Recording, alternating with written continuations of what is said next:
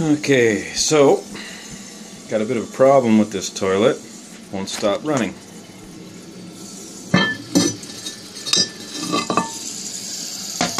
As you can see here, the tank is full, and away she goes.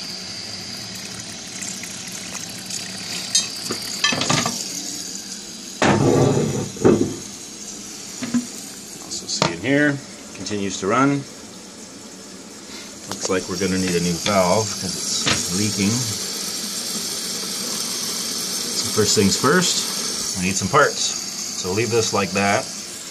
And down near the floor, I'll shut off the water. And that'll hold us over till we get back from the hardware store. Be right back. Alright, so here we are at the hardware store. You got several options to choose from. You got combo kits with the flapper.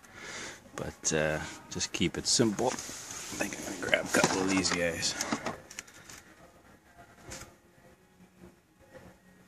Yeah, they go for about 15 bucks.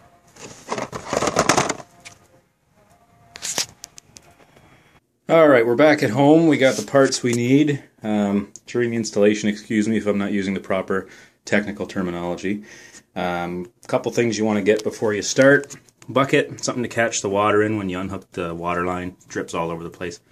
Some pliers that helps you to unscrew the water line under there. Can be on there pretty good. It's supposed to be hand tight, but depending on who installed it or how long it's been since this is replaced, you may have a little bit of difficulty. And a pair of scissors to cut. There's a rubber line in here that you got to cut down to size. Again, whatever the technical term is, you make up whatever name you like. So this is the kit that I got. Toilet fill valve, fluid master. It was $14 and change. Nothing too fancy. Let's open it up. Of course, everything is harder doing it one-handed, but I'll have to live with that. Alright. Key is not to break anything, I guess. Alright, we got that box open. Here's all the parts that came inside of it. You've got the fill valve assembly. It comes just in one piece, like that, ready to go. You have a couple of washers. These are kept in the box, one inside the other. And you have to kind of rip the middle one out carefully without damaging everything. You have an angle adapter, and this is for the refill tube to plug into, to hook onto the overflow pipe, like I was explaining earlier. And then, of course, you have the coupling nut and the lock nut. Those come into play later. So, let's get right down to it. We got our tools ready to go. The other thing I didn't mention is you're going to need a towel because this is going to spill a little bit. The water is already turned off. So, step one is let's just empty out the tank.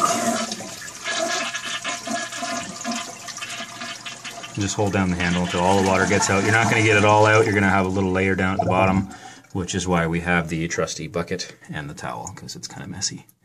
Once that's done, you can let her go. And now we got to get down and dirty here. Scrub brush shouldn't be down here. Excuse the really dirty baseboard. I guess that's where a lot of the pet hair goes. We should really clean that, eh? Oh well. We'll get to that later. So place your bucket underneath the toilet, and you're going to have to disconnect the old water line, and your hand's probably going to get a little wet doing this. Let's see how it goes.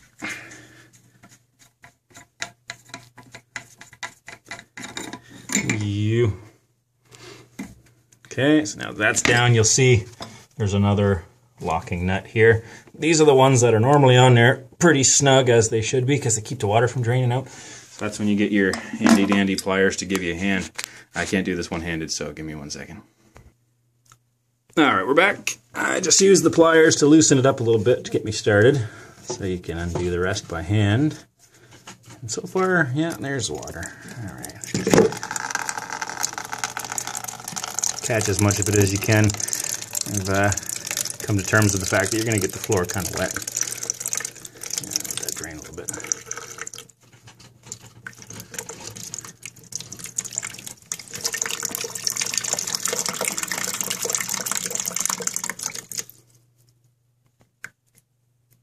Guess that's it.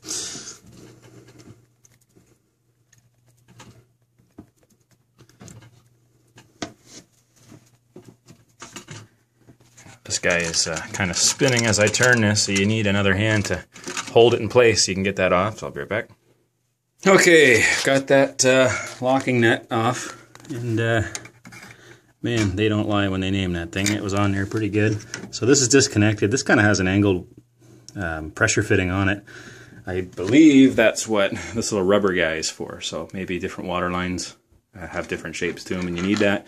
But I just fixed my other toilet using the same method, and I didn't even use that little rubber guy there. So now we're going to unhook the rubber line from the overflow tube here, and we can just pull this guy right out.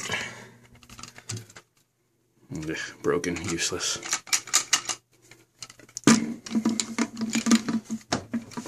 All right. So now what you want to do before you throw the second fill valve assembly into the tank, you're going to want to try to match up the settings, I guess. Adjust it so that they're the same size. Right now, obviously, the new one is shorter than the old one, so I'm going to make some adjustments. I'll come right back. I'll use this angle to demonstrate. When you are adjusting the height, there's a little plastic ring that slips over top, locks it in place. You can just slide that ring ever so carefully up, and then it's a matter of turning it one way or the other to make it shorter or longer. Okay, now that we got these two assemblies the same size, the old and the new match more or less, you can still make adjustments later on if they're not exactly right.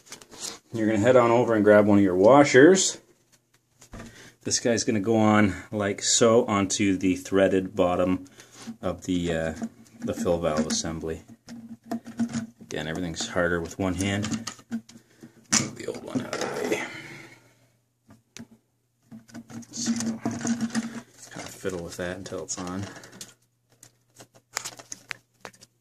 Alright, through the miracle of technology, it's magically on. So, now what you want to do is put it in place. It's just going to stand in there for a second until you're ready to go. Okay, let's just let it sit. And then I'm going to come back down underneath the toilet. So what I'm going to do is I'm just going to use the components that were on there before. They're in pretty good shape. And my other toilet, I did the same thing and everything worked fine. So basically you're going to take the water line and you're going to place it back into your valve assembly there.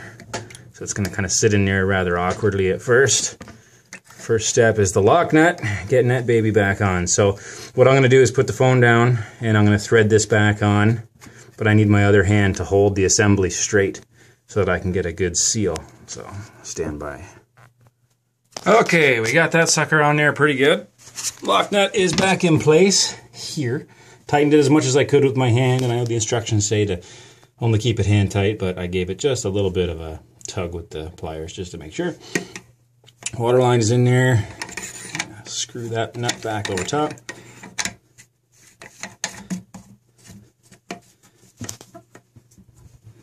Make sure that's in there nice and tight. You don't want water leaking out on the floor. That would be bad. Alright, that looks pretty good. Now we're going to go back into the tank. And the next step is going to be to hook up that pesky little hose, which is probably far too long at the moment. Okay, we're back. We got the hose hooked up fine. This should be proper length. It might be a tad long, but I didn't want to have that hose cinching and causing problems, so I didn't want to cut it too short. But that should serve its purpose. Moment of truth. We got to turn the water back on, see if there's any leaks. So let's start with that. Looks pretty good. Water's flowing in. Now let's see where the water stops. Of course, our goal is to get it to the fill line, or at least about an inch or so below the top of the overflow pipe. All right, well, she stopped. That's good. Looks like the water level could stand to be a tad higher.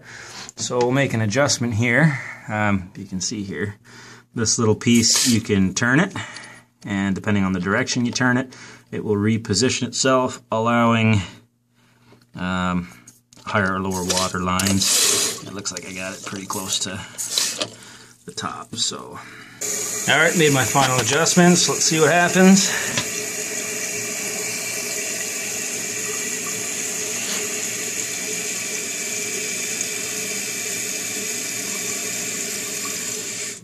Bam, right to the water line, perfect. So now this toilet will flush properly. We don't have to listen to it running all day and all night. It looks pretty good down here, no water's leaking, either out of the toilet or on the floor, which is great. I cleaned up my baseboard just a little bit. It's still kind of gross, but I have to get the wife on that one. Don't tell her I said that. All right, thanks for watching. Again, I'm not the handiest guy in the world. I'm just a first-time homeowner trying to figure my way through these problems as they come up. But if this helped you out at all, hit subscribe, hit you like it, and if not, comment and let me know where I went wrong. And yeah, like I said before, I'm no handyman. I don't know much of the technical jargon, but I got a working toilet. So thanks for watching.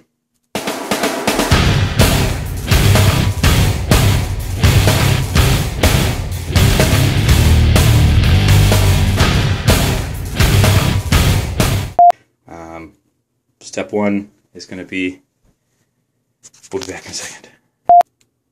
Alright, we're back. We got the box open. Here's the parts that came inside of it. Basically, you have the fill valve assembly. It's got all the parts kind of on there already. It comes with two washers. These two washers are packaged one inside the other, and you kind of have to push them out. On top of that, you have some stuff. Alright, essentially this is what you get. The fill valve assembly here, you get a couple of washers. They store one inside the other. You got to pop that middle one out. Your instructions, who needs those? The rubber hose dealie. This is the clip for the overflow pipe. You're going to clip that in there and the hose hooks up to it. And then you get a couple of screw-on guys there. Again, I'm not very technical, so we're working with what we have here. Alright, so now we got them approximately the same size. You're still going to be able to make adjustments later on. I think this thing's upside down.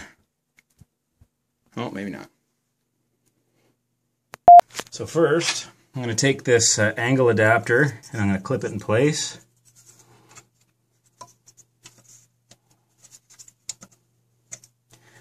Ooh, wrong way. Stupid me. You want to get that rubber hose from this little piece and you want to get it onto the end of there so that it can pour the water into the overflow tube. As you can see, the one that they gave you is hilariously too long. It's the moment of truth. Take it all in.